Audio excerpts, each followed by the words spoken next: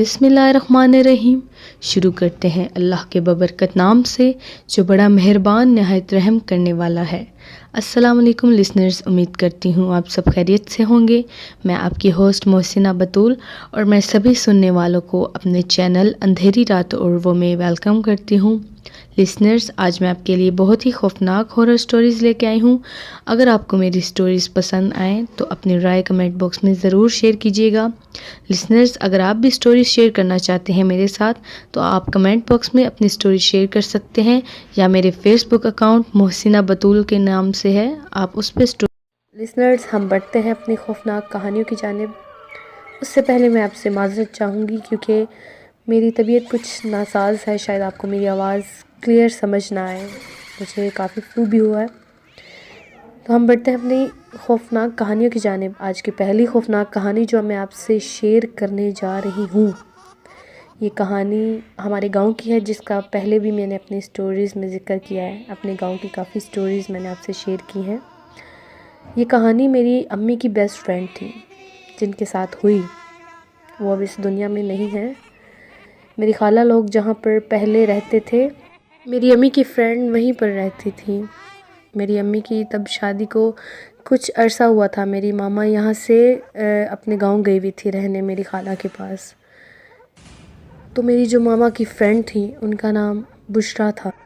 बुशरा ने अपने घर में बताया कि मैं एक लड़के से शादी करना चाहती हूँ, लेकिन उनके घर वाले काफ़ी ख़िलाफ़ थे उनके रिश्ते के। वो नहीं चाहते थे कि बुशरा उनके साथ शादी करे। ये बात मेरी मामा को भी बताई थी बुशरा ने। दिन में गर्मियों का वक्त था। दिन में बुशरा मेरी अम्मी के साथ बातें कर रही थी मेरे खाला के घर आकर। शाम के वक्त वो कहती है अब मैं चलती हूँ, काफ़ी देर हो गई है। अगले दिन मेरी अम्मी जब उठी, उन्होंने घर के काम वगैरह किए। शाम के टाइम इनकी आदत थी कि ये सब लोग बैठते थे और बुशरा भी इनके घर आ जाती थी। फिर ये सब मिलकर बातें करते थे।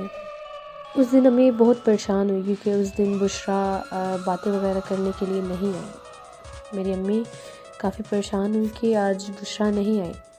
इतने में आवाज़ आई, साथ में उनके रूम था जो बिल्कुल हमारी खाला की घर की जो दीवार थी वहाँ से एक खिड़की थी जहाँ पर उनका रूम नज़र आता था। अम्मी ने एकदम से कान लगाकर सुनने की कोशिश की तो बुशरा मेरी अम्मी को आवाज़ दे रही थी कि रानी मुझे खोलो, मेरे भाई ने और भाभी ने मुझे संगलों के साथ बांध रखा है। जब मेरी अम्मी ने बुशरा की आवाज़ सुनी तो मेरी अम्मी ने कुर्सी पर चढ़कर उस खिड़की में से देखा तो बुशरा की हालत बहुत बुरी थी। उन्होंने बुशरा को मोटे संगलों के साथ एक पुराने से कमरे में बांधा हुआ था बेड के साथ, और वो ज़मीन पर पड़ी हुई थी। उन्होंने बुशरा को पूरे दिन का बांध रखा था और वो अम्मी से उस खिड़की के थ्रू बातें करने लगी। अम्मी ने पूछा कि बुशरा क्या हुआ। उन्होंने सब बताया कि मैं इस तरह एक लड़के से शादी करना चाहती हूँ, लेकिन मेरे घर वाले बहुत ख़िलाफ़ हैं। वो मेरे भाई और मेरे भाभी मुझे इजाज़त नहीं दे रहे शादी करने की। उन्होंने मेरी अम्मी को भी नींद की टैबलेट देकर सुला रखा है। इतने में मेरी अम्मी ने कहा कि मैं कुछ करती हूँ। मेरी अम्मी ने और मेरे खाला ने काफ़ी उनको समझाया, लेकिन वो किसी की बात नहीं मान रहे थे। उन्होंने बुशरा को वहाँ पर काफ़ी दिन बांधे रखा। वो बेचारी दिन के टाइम बहुत गर्मी होती थी। उन्होंने एक छोटा सा स्टैंड फैन लगा रखा था वहाँ पर, और वो पूरा दिन रोती थी कि मुझे खोलो, मुझे गर्मी लग रही है। मेरी अम्मी दिन में डेली चेयर पर चढ़कर वहाँ से बुशरा को देखती थी। रोज़ाना बुशरा का हाल पूछती थी और काफ़ी देर देर तक बातें करती थी। अगले दिन के वक्त अम्मी ने जब बुशरा को देखा तो वो अपने बालों में बारीक कंघी कर रही थी। बुशरा के बाल बहुत ज़्यादा लंबे थे, जेट ब्लैक थे और बहुत ही घने खूबसूरत बाल थे। उसके बाल ज़मीन तक लगते थे। उसके बालों में बहुत ज़्यादा जुएँ पड़ चुकी थी। بشریٰ امی کو کہتی ہے رانی دیکھو یہ مجھے نہانے نہیں دیتے، میرے بالوں میں اتنی جوئیں پڑ گئی ہیں اور مجھے بہت خارش ہوتی ہے۔ امی نے کہا کہ بشریٰ اگر مجھے تمہارے پاس آنے کی اجازت ہوتی تو میں تمہارے بالوں میں ضرور کنگھی کرتی، تمہاری ہیلپ کرتی، لیکن میں مجبور ہوں، میں نہیں آ سکتی۔ بہرحال امی نے کافی دیر بشریٰ سے باتیں کی۔ امی نے کہا کہ اگلے دن میں تمہارے گھر والوں کو منانے کی کوشش کروں گی، انہیں کہوں گی کہ بشریٰ کو کھول دیں، اسے اذیت ہو رہی ہے۔ خیر امی واپس آ گئیں۔ اگلے دن کے وقت امی نے کہا کہ بشریٰ سے حال حوال پوچھتی ہوں۔ جب امی نے چیئر پر چڑھ کر دیکھا تو بشریٰ زمین پر مردہ حالت میں پڑی ہوئی تھی۔ امی نے دیکھتے ہی چیخنا شروع کر دیا۔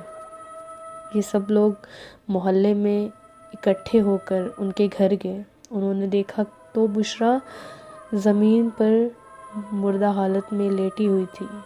بشریٰ کے منہ سے وائٹ کلر کا جھاگ نکل رہا تھا، جیسے کسی نے اسے زہر دے کر مار دیا، اور ان کے گھر کا فرش بھی بالکل تھوڑی دیر پہلے کا دھلا ہوا تھا۔ امی نے جب بشریٰ کی حالت دیکھی، بشریٰ کے ہاتھ پاؤں بالکل برے طریقے سے ٹرن ہوئے ہوئے تھے۔ بشریٰ کی زبان دانتوں کو ٹچ کر رہی تھی اور آنکھیں بشریٰ کی کھلی ہوئی تھی، جیسے بشریٰ کو کسی نے بہت بے رحمی سے زہر دے کر مار دیا۔ خیر اس وقت امی لوگوں نے بشریٰ کو غسل دیا، بشریٰ کو دفنایا گیا۔ اس دن انہوں نے اپنی والدہ کو نیند کی ٹیبلٹس دے کے کافی دیر کے لیے سلا دیا، اور اپنے والد کو کسی دوسرے شہر میں بھیج دیا۔ گھر پہ خالی بشریٰ کی بھابھی اور بھائی تھے، جنہوں نے بشریٰ کو زہر دیا تھا کھانے میں۔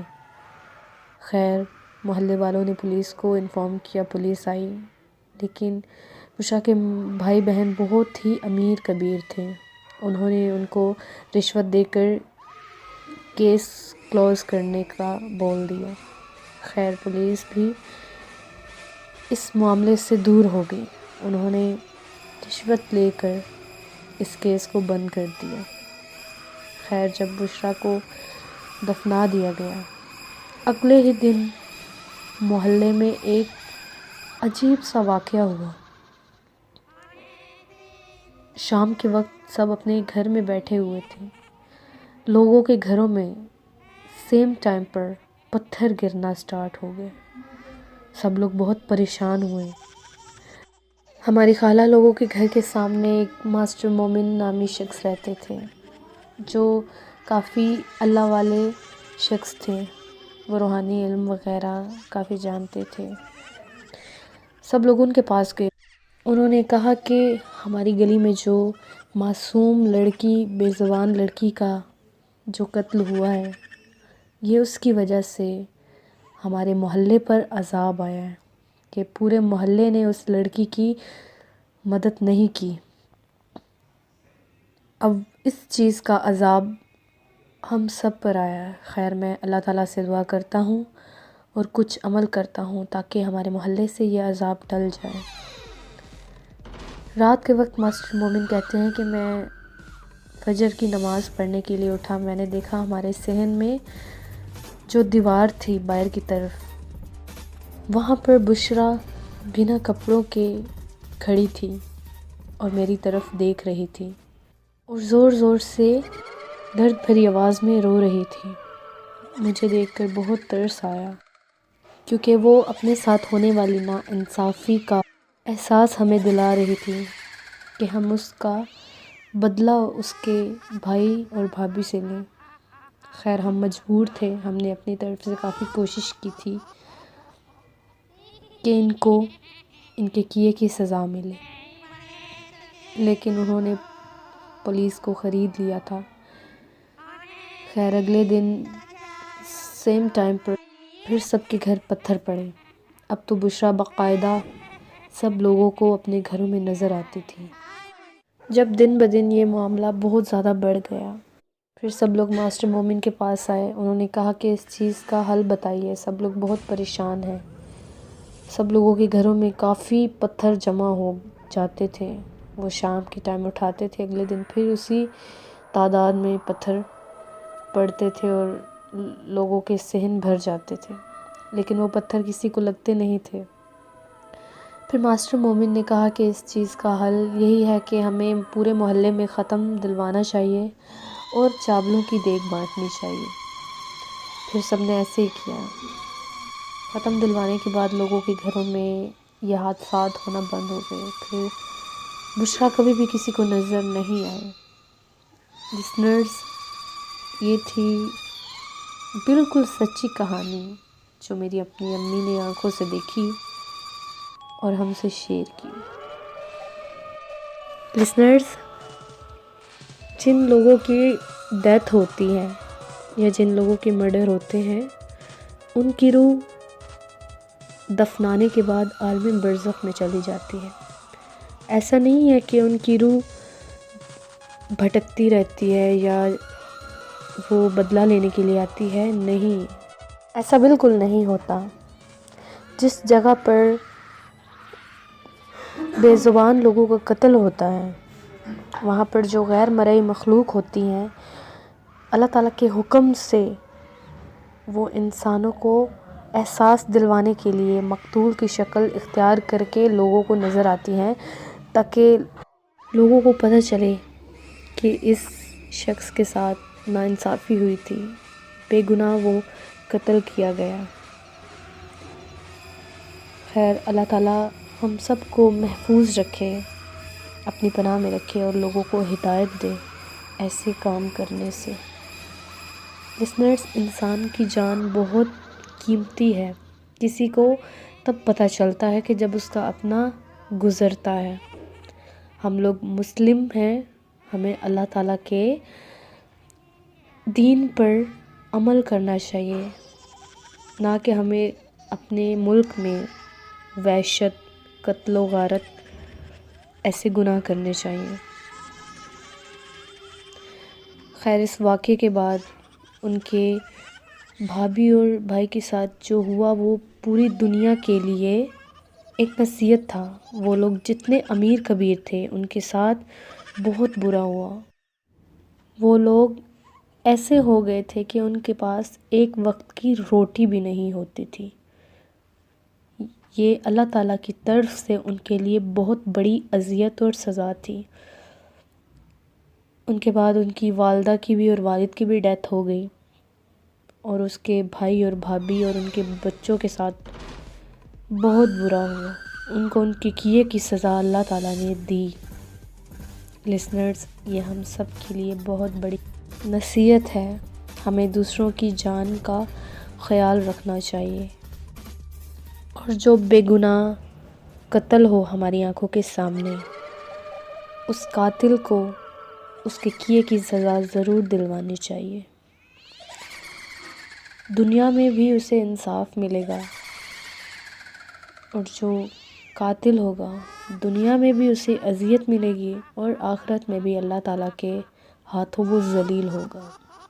لسنرز، اسی کے ساتھ آپ سے اجازت چاہوں گی، اور جن لوگوں نے میرا چینل ابھی تک سبسکرائب نہیں کیا، جو لوگ میری سٹوری سنتے ہیں، وہ پلیز میرا چینل سبسکرائب کریں اور بیل آئیکن کے بٹن کو دبائیں تاکہ ان کو میری ساری ویڈیو مل سکیں۔ لسنرز، اپنا اور اپنے گھر والوں کا بہت خیال رکھیے گا، مجھے دعا میں یاد رکھیے گا۔ اللہ حافظ، اللہ نگہبان۔